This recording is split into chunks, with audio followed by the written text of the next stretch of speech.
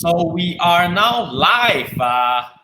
Thank you very much for everyone joining us in this session. And I have with me Mr. Renyi Chin, the co-founder of myBurgerLab, one of the famous burger brand in town that we all love, BurgerLab. So I'm super honored, super happy to be able to bring Renyi on board. And it's such a short notice. I gave him a call and Renyi has been like juggling around so many other things. myBurgerLab, not just they don't just sell burger. Recently, we saw on the news also, Renyi, you were trying to also get your staff to help out a lot of elder people to actually get process. So they're doing a lot of things, and despite of his busy schedule, Renyi is joining us in this session. So I'm really, really honored. And our session at this interview, we're gonna take a case study for myBurgerLab, understanding from them how they go digital. How is it not just about having a website, not just about selling on Facebook, Instagram. And Renyi, say hi to everyone.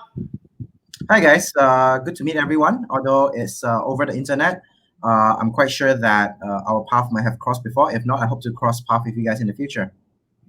Right. So why not, for the benefit of everybody else in front of the screen, just give us a little bit background of myBurgerLab. All right. So myBurgerLab is founded by three guys. So there's me, Renyi, there's Changming, and then there's Wikiet. Three of us do not have any F&B experience apart from working part-time occasionally in school. While in school, how we came to be was we basically didn't want to be working for somebody else. And the idea was, hey, let's open up a cafe. But this is somewhere in 2012, well, actually 2011, late 2011, and we realized that while we were researching to open up cafes, there were a lot of people who were planning to open up a cafe as well. So we decided to pivot and go into burgers. And why burgers? Because it was the easiest thing to cook. And around that time, we were kind of into burgers. Whenever we had friends when they had a party, barbecue and whatnot, we were the guys that's cooking burgers. So it was only a natural thing that we said, hey, let's try to do burgers. Now, of course, we were inspired by In-N-Out. So I was in the US for a while, and I got the opportunity to taste In-N-Out burger before it's famous worldwide. At the time, only in the States, if you go there, people talk about it. So the idea was, hey, can we do our own version of In-N-Out here in Malaysia? And I think we have done that and a little bit more beyond in terms of creating our own branding and our own presence in Malaysia. So how did three guys with no F&B experience build a fairly decent F&B business? A lot of dumb luck, a lot of hard work, and a good set of head on our shoulders to keep us grounded.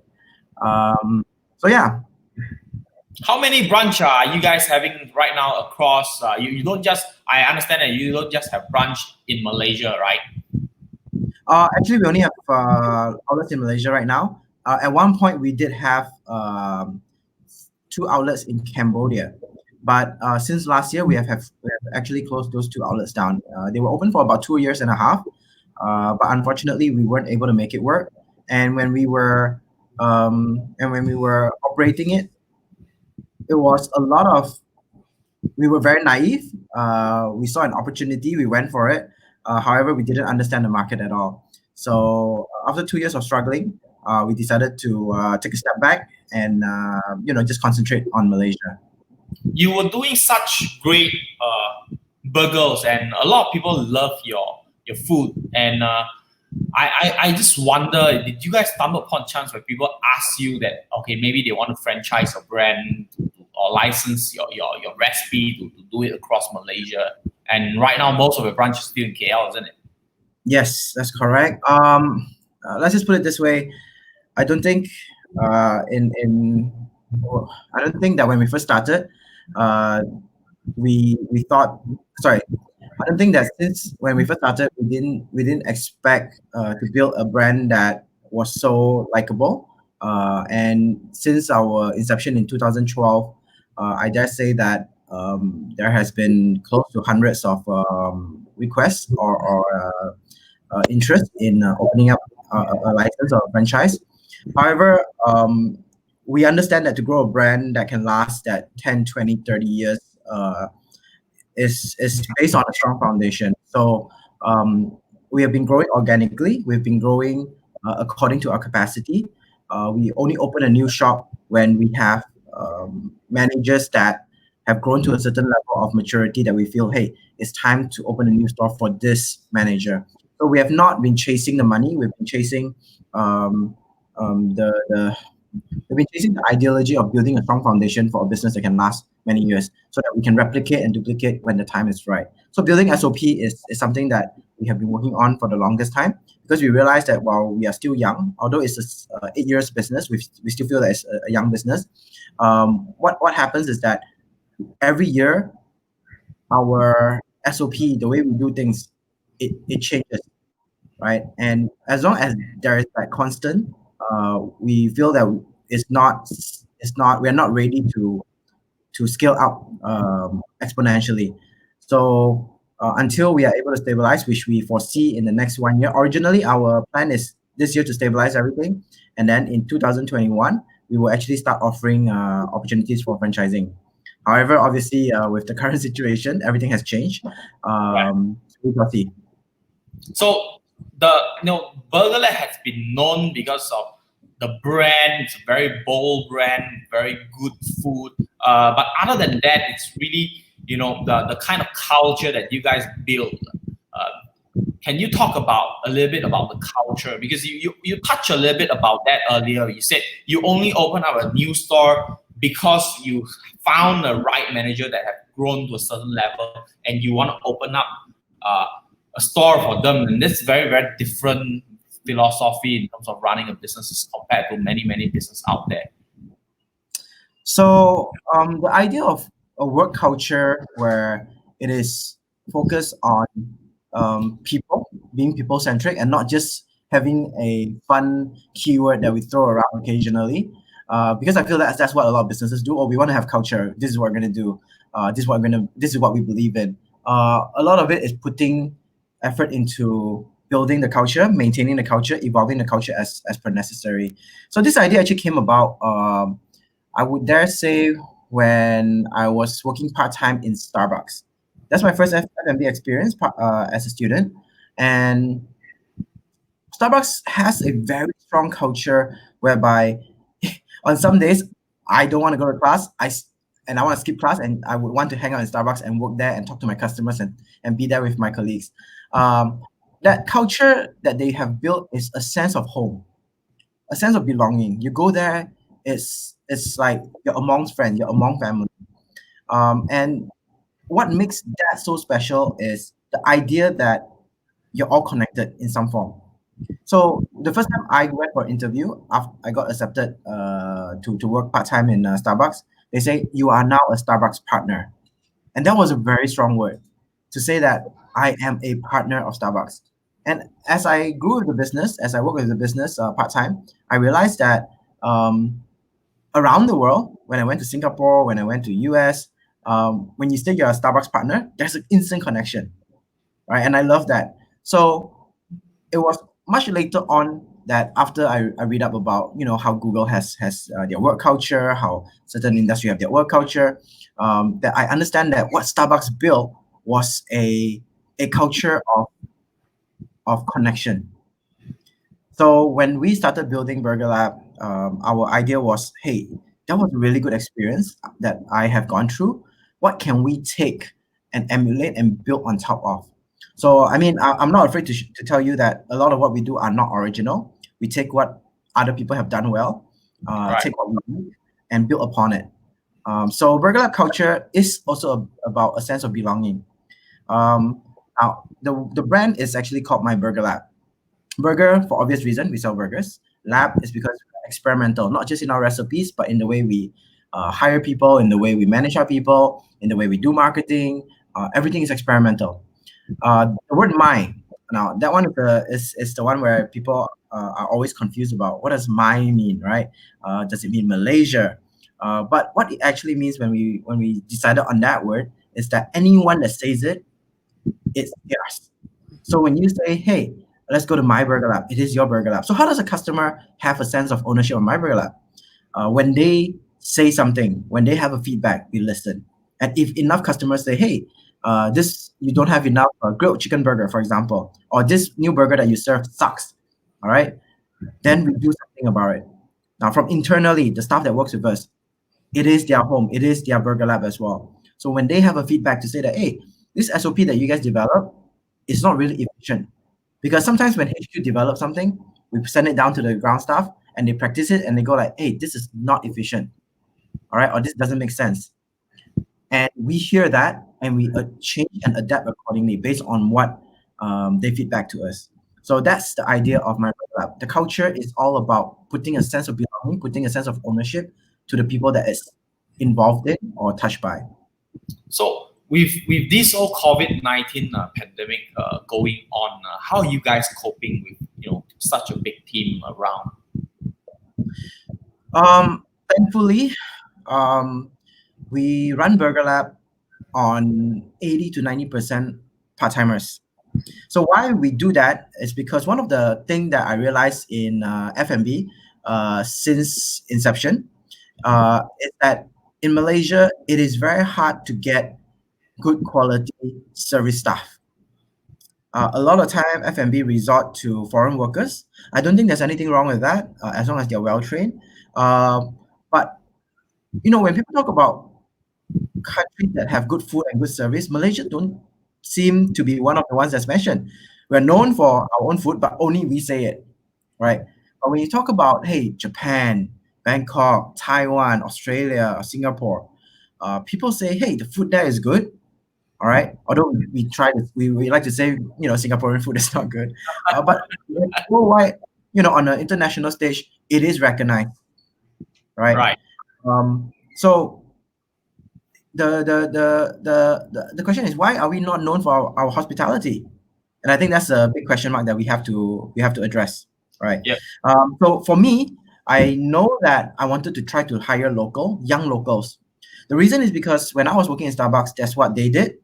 And when I was working in Yellowstone in America, so I only go to Yellowstone when I was studying during summer. So during summer break, a lot of young Americans, they would go out there and work. I think you've heard of the story where 18-year-olds, they're chased out of their house, they have to go start finding their own money, and that kind of stuff. So that's very American style, yeah. Right. And the thing is, I realized that a lot of Americans at 18, 19, or even 16, 17 years old, they're a lot more mature than us. Why? It's because they're encouraged to go out to work, go out to learn, go out to explore, the world, right? So I thought, hey, we can do something that allows us to meet halfway. I want a team that's young, that's energetic, that is exciting, right? And at the same time, I say, hey, I got a good experience working for somebody else. I learned a lot. Can I do the same for them as well? So with that, we try to build a working culture where we rely heavily on part-timers, where we give them a place to learn, to grow. But at the same time, because they are young, because this is their first job for the most part, they're excited about work. They only work about 3 to 6 months with us, all right, because they're part-time. And every time I have fresh blood coming in. So it constantly stays exciting. It constantly stays refreshing. So when people come to BurgerLab, there's always a sense of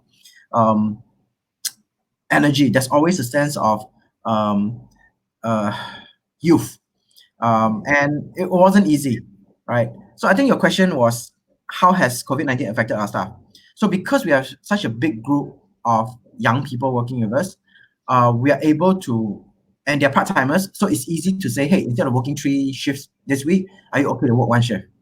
So we kind of pan out the working hours for everyone. And of course, because they are mostly students and they stay at home, their parents, I would dare say 40% to 50% of their parents would say, hey, stay at home, don't work. It's dangerous. Yeah. So with that, we are able to mitigate a lot of our labor issues. So I'm happy to say that it hasn't affected us too much in terms where we are short-staffed to the point where we can't operate. Yes, right now the team is running on a very lean structure, but we're able to continue running all 6 stores for 2 shifts, lunch and dinner. Yep. Well, a very interesting thing that you point out before we go to the next point is you mentioned majority of the staff is actually part-time. part-timers, right? But see, my Burger Lab's burger isn't the normal kind of burger where it's very simple, like how McDonald's Ramly burger is being made. You know, anybody kind of like make it. Your burger is kind of like complicated, kind of like burgers, right? So how do you ensure that you can train them? Isn't that the training cost of like making these people know that how to do things isn't it very very expensive or like taking too much time? Yes and no. Number one, burgers are easy. A lot of people think burgers are difficult. It's not. And then remember just now I talked about having built SOP. The whole idea here is any inexperienced people can come in, and within 3 days, they're able to pick up most stations. Well, to be good at it is a different story, lah. But they're able to understand the general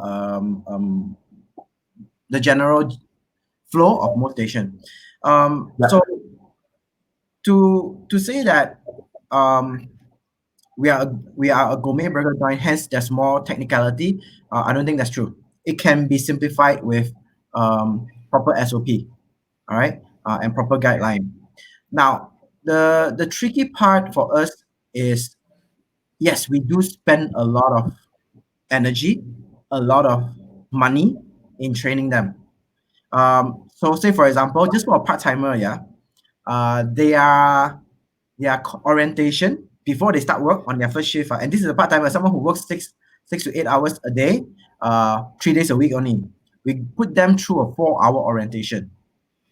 Okay, and this orientation, 2 hours, is mindset setting, meaning they come in, we tell them about the company philosophy, what they are supposed to expect. There's no burger flipping at all, right? It's all about aligning mindset. And then after that, the other 2 hours is talking about how to service customer, how to work as a team, and so on and so forth, right? So no one else in the industry does that, I can assure you. And the reason why we do that is because we feel that we have a responsibility to educate.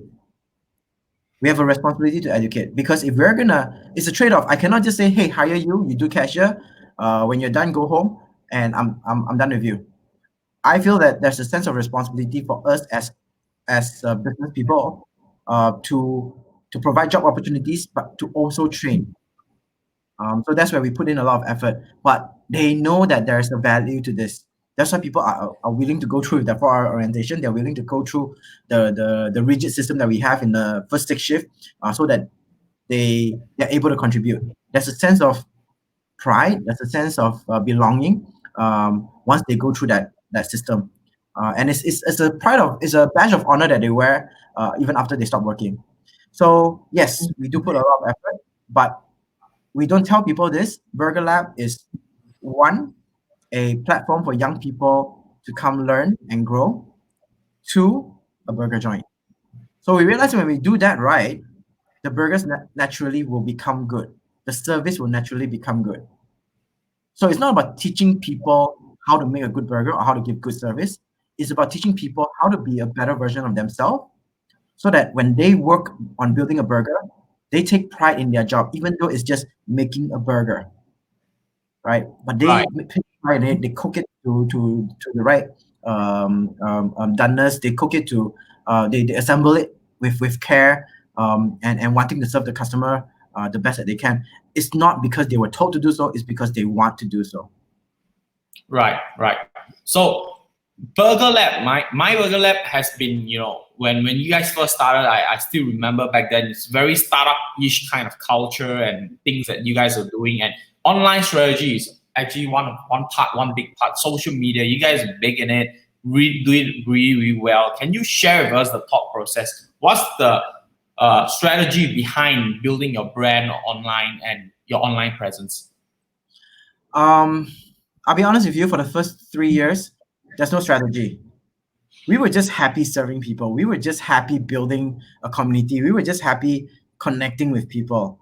And I am generally a person that likes to please others, right?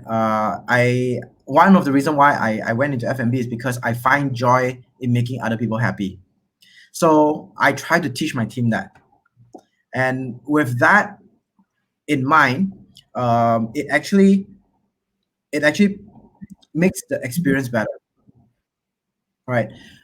So to answer your question, Sorry, I lost track of my thoughts already. What was your original question? Your online strategy, how do you build your online presence?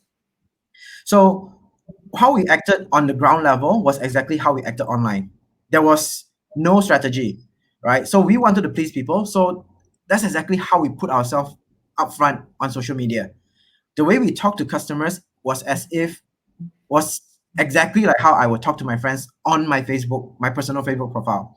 And one thing that we realized was that when we had a voice where it was more natural, it was more approachable, it was as if you're talking to someone and not a brand, we realized that that was key. That was what made us different. That was what made people love us.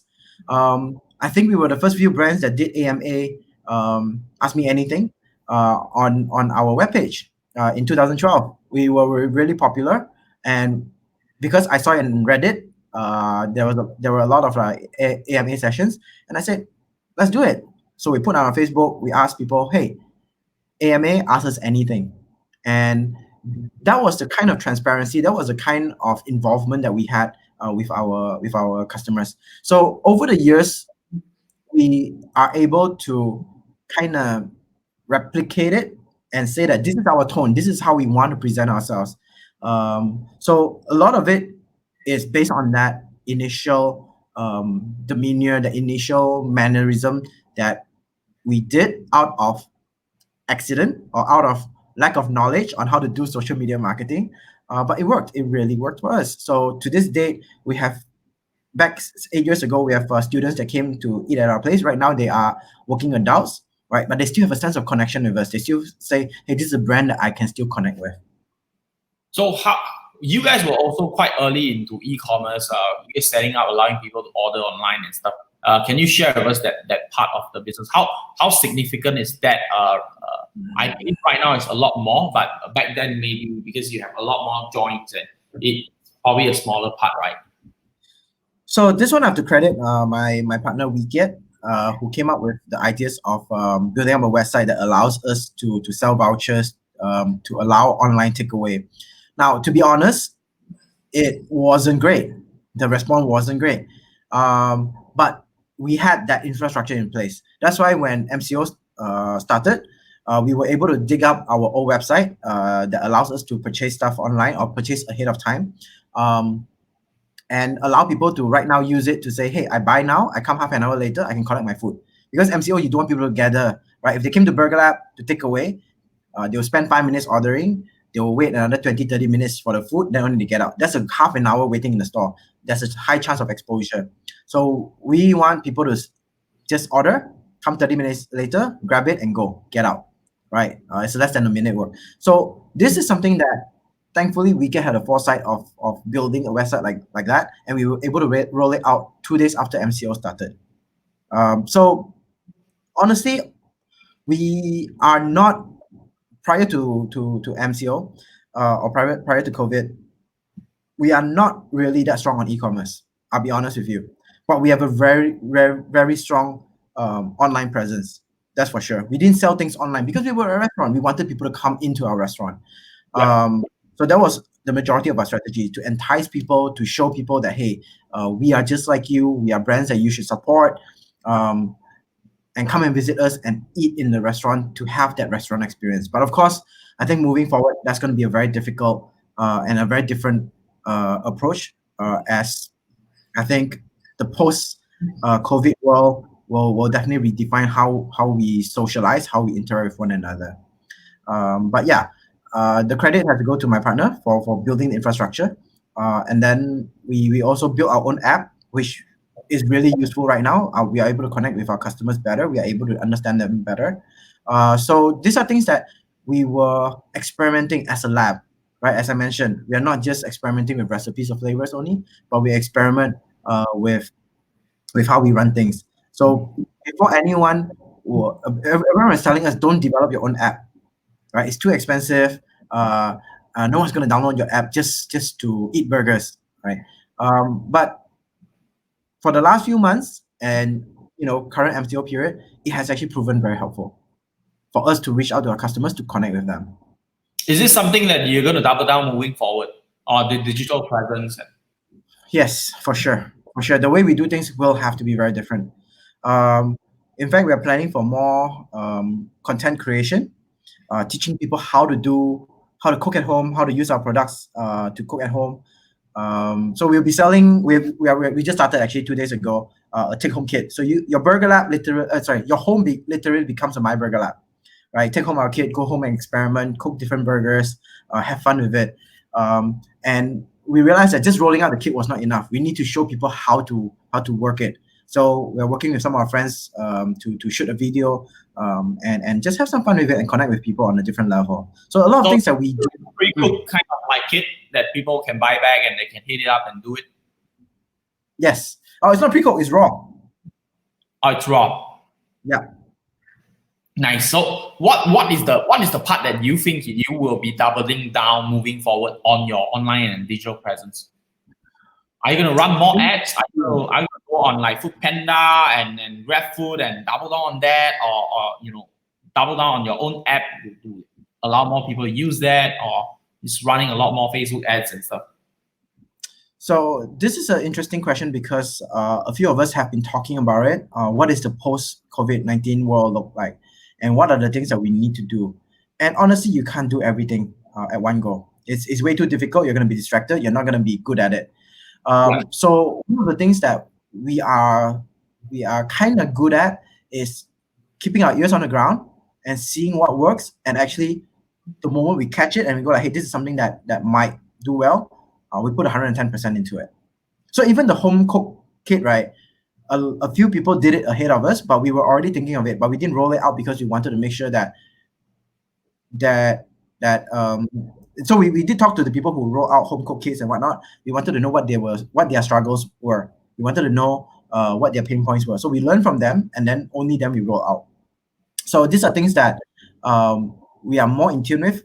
I like the idea of being a first mover, but right now I've also learned that always being the first mover might not be advantageous.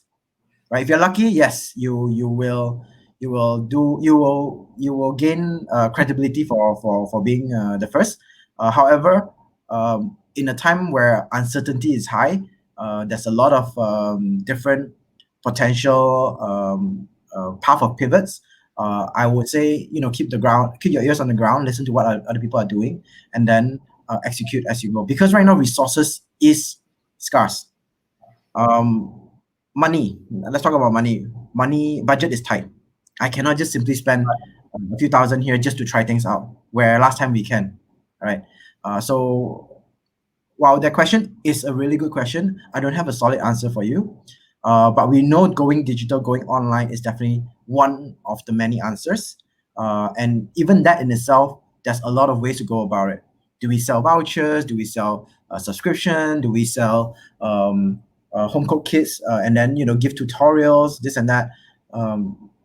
I don't know. I don't know where to put our resources at, but I will be listening into what other people are doing, and then once I get a more solid answer, then we emulate, right? You don't always have to be Samsung.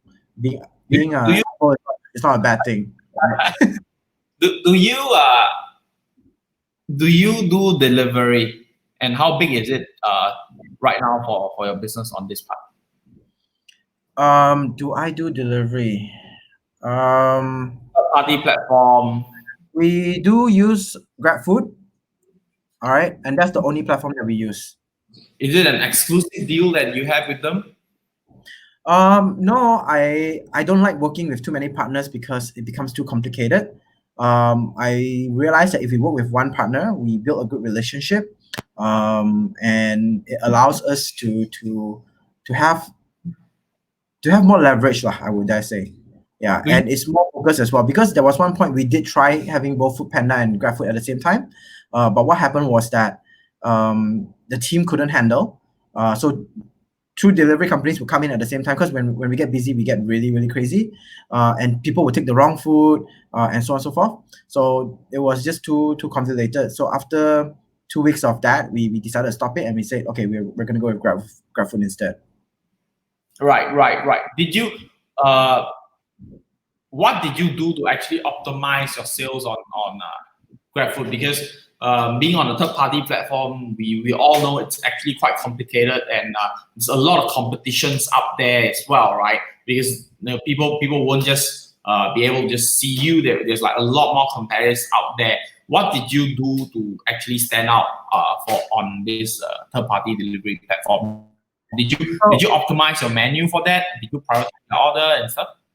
No, I think the menu stayed pretty much the way it was because we understand that the people who order at home are the same as the people who order in the store. So whenever we leave out one or two, so we have a pretty strong menu.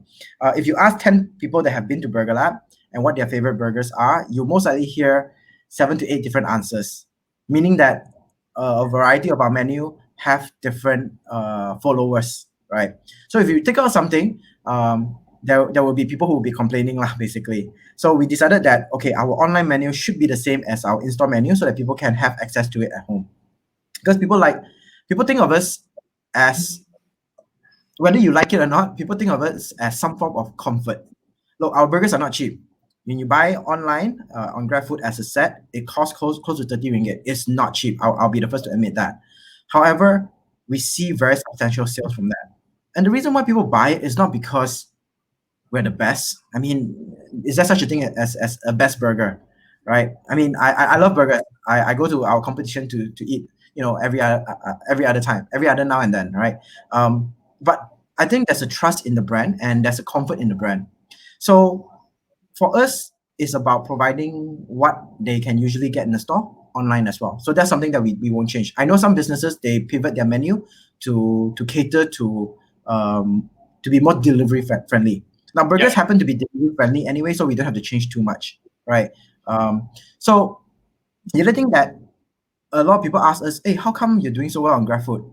Now, this one goes back to traditional businessmanship.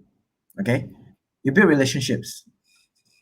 I don't want to say as if we suck up to Grab or anything. No, every part of our business is very human. We try to be friends with everyone, and I just happen to be really good friends with the people in Grab. We go out to play frisbee sometimes, right? We hang out for makan sometimes, and we're friends. So whenever there are things that they want to do, we'll ask them like, hey, can we be a part of that? And they'll try to make it happen, right? And it's not through bribing or anything. It's just human to human relationship. That's why I find it a bit conflicting when some friends ask, hey, how can I be on the same level as you are with Grab?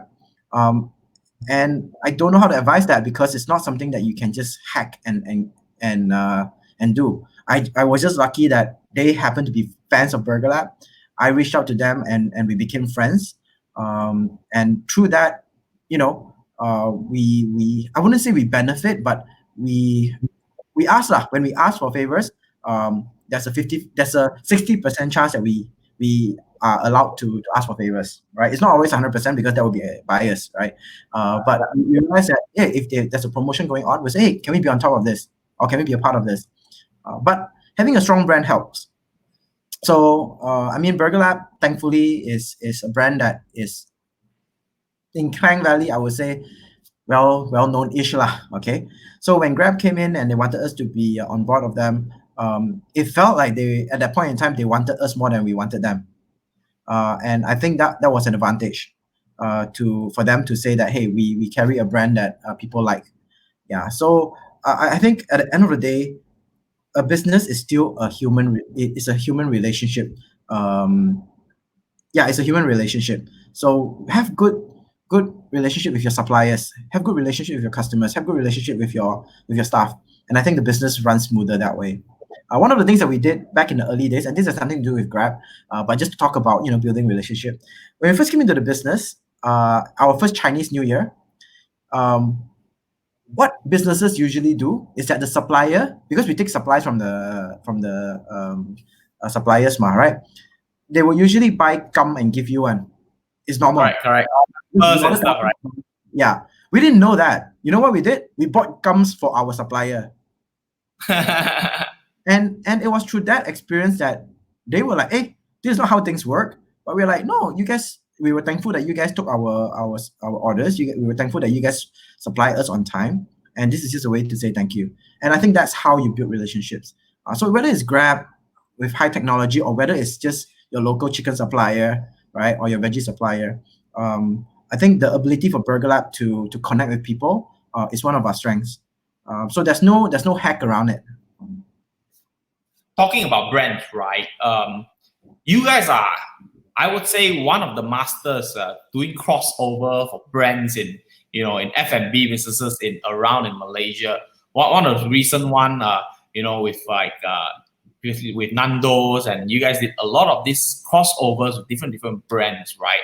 Tell us a little bit how you guys do that. How do you guys got like big brands to work together with you? It's the same answer as the one before. We are friends. So Chong Lin is Nando's. Chong Lin, the CEO, original CEO for Singapore and Malaysia. So my partner, we get introduced her to us, and then I would go to her talks whenever she gives talks and whatnot. And over a period of time, we became friends. And as friends, it was just easier to ask for a favor. But what are the lessons learned like working together with like maybe sometimes a bigger brand than you? How did you leverage that, right? So a lot of times we let them take the lead. We tell them, hey, we look up to you. We want to work with you. And the majority of the time, 100% of the time when we work with them, it's always for charity. It's non-profit because we don't want to use, because the thing is, there's more benefit to us than to them. So we always make it clear that, hey, when we work together, all benefit goes to charity. And thankfully, they are in line with the idea. They're happy to be a part of it. And that's how we work together. And whenever we do that, it's an exercise for us, because we're still a very small team. It's an exercise for us to learn from the big boys on how they do things. They're very, very efficient, very, very tight with their SOP, very, very protective of their brand. You cannot use their logo simply, right? These are things that we learn. So for us, apart from a collaboration, it is a learning process. It is if you think about it, like in high school, you have something like called what do you call it? Extracurricular activities, right? Where you learn things and whatnot. For us, it's exactly that. So because if the whole year all I do is just BurgerLab, it's very monotonous. When working with other people, you get to learn from how other people do things differently, good and bad. And you take what is good, you emulate it. You take what is bad and make sure you filter it out on your own. So that's the exercise for us. It's not so much about let's make the next big thing and create hype, because that's the byproduct. The objective is to learn from one another. Yep. So and the other thing about marketing, right? Something that I see you guys are doing very, very well is viral marketing and viral products, right? When it's time for durians, you guys roll out burgers with durians, and then we have this nasi lemak ayam rendang kind of burgers that went viral went crazy on internet. How you guys work on this kind of thing? How you guys came out with these kind of ideas? Oh, we didn't make a durian burger, but we did make a durian dessert in the store. Yeah. So I know what you're talking about. We seem to be on the front line, on the headlines. At least always, right? Always. I don't know what is the magic sauce. But what we try to do is, again, it's the idea of doing something that makes people go like, huh, like that also can, right? And being very intuitive with what is trending and reacting appropriately. You mentioned about the nasi lemak one, right? Actually, we had the nasi lemak burger recipe in our what we call the vault, right? So it's a binder of recipes that we can launch or fail or whatever not. Right? But we never launched it because we did the costing and we go like, wait, it's close to 20 ringgit burger. Well, why would anyone buy a nasi lemak burger when you can eat a proper nasi lemak? However, when Singapore McDonald's launched it, Malaysians were salty, right? Online, they were like, oh, how come Singapore's have it, this and that? How come Malaysians don't have? And then yeah, exactly. And it's a every year you definitely hear something, right? So when when it pulls at the heartstring, right? When it tugs at the heartstring, when it's something that is Malaysia versus Singapore, when it's about food, you know that there's something there. So we had a few fans that actually tagged us and say, "Hey, since McDonald's Malaysia is not doing it, myBurgerLab, you got to show them how it's done." Right.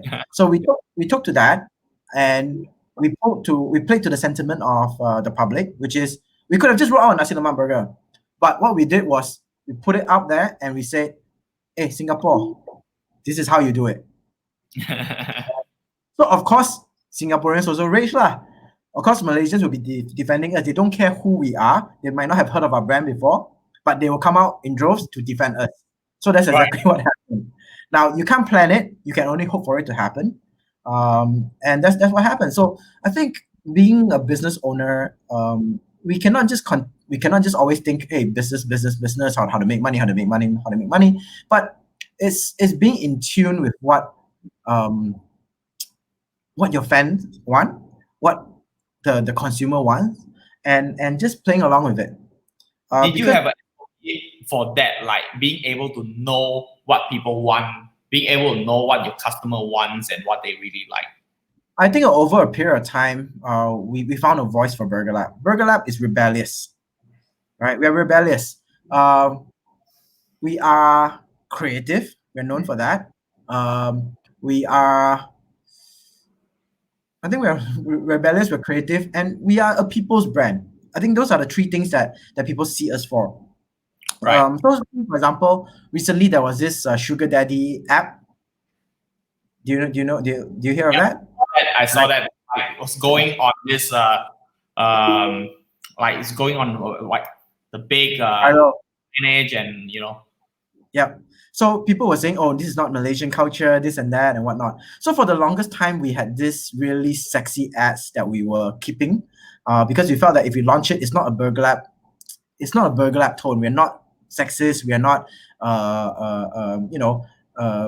how to say, it doesn't sound like us. But when the opportunity came, we were like, wait a minute, we can mock it. We can make a parody of it. So we dig out our old files, our old ideas, and basically took pictures that were online that had billboards and we superimposed on it. And of course, it went crazy, right? And they're like, oh, Malaysia is losing its morals, this and that, because people thought it was a real billboard. They thought we actually paid thousands of dollars to put sexy images on billboards, when actually it was a parody, when actually it was a Photoshop. But we got so much views, it's insane. Now, again, that's an example of us being in tune with what the current trend is, and then being the rebel, right? No brands would do it, but we took a chance and say, look, that's funny. It's funny. Let's do it, and it's our only chance to post something like that. So we did it, right?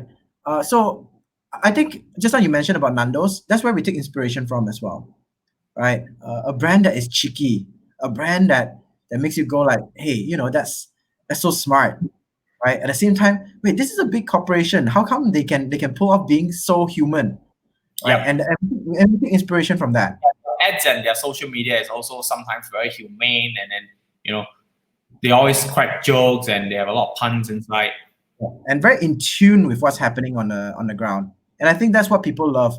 I think this generation, all of us included, the current internet generation, as you put it, as I would put it, we love our memes. We love our jokes, or we love making fun of things that is currently trending, right? Say for example, that guy, what's his name already? Shit, I can't remember. He's gonna kill me. The comic guy, he draws the what? Bro, don't like that lah, bro.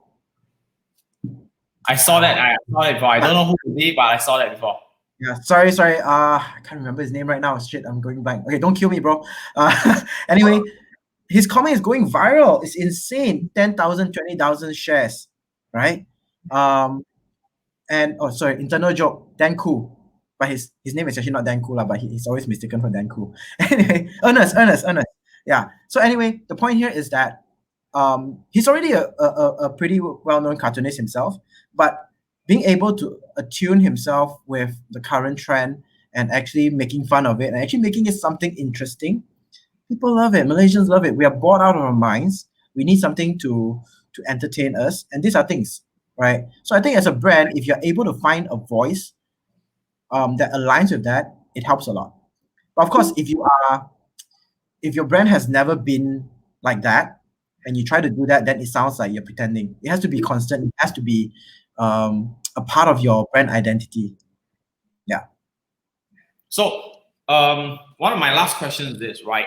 So if I'm a traditional brick and mortar mom and pop shop, F&B, kind of business. I don't really have a very, very strong online presence. I haven't thought about building a brand before. What's your advice moving forward? Is it too late for me to build a brand, or is it going to take too long for me to build a brand? If I'm going to focus on one thing, what would you advise me on doing? Whatever you're selling, focus on that first. Your product must be your what's it called? Your product must be your king, right? If you don't have a strong product, you can build all the brands you want around it. It's not going to work. It's going to be temporary, right? I think thankfully BurgerLab has burgers that are, I would say, slightly above average, right? And we have a tone a voice on the internet that stands out. So that helps. But again, if our burgers are shit, right, we can be as rebellious as we want. People are just gonna laugh, but they're not gonna come in and makan. You're still not gonna make money out of your business. So a lot of times, I think businesses focus too much on, hey, how can I put my product online? How can I have a social media presence?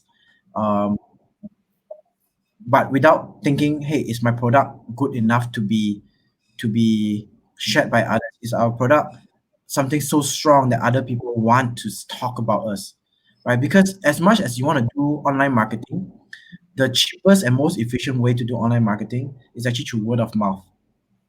That share button on your Facebook is so important. What makes people want to share it, right? Yes, you can have a few viral posts, but again, if your product or service is not up to par, people won't share it. People won't recommend others to use your product. So product is king. Yeah. So before we talk about online marketing anything, make sure your product itself can sell itself. Meaning that someone who has tried it before, without you posting anything, they'll say, hey, that burger is good, that nasi lemak is good, right? That service is good.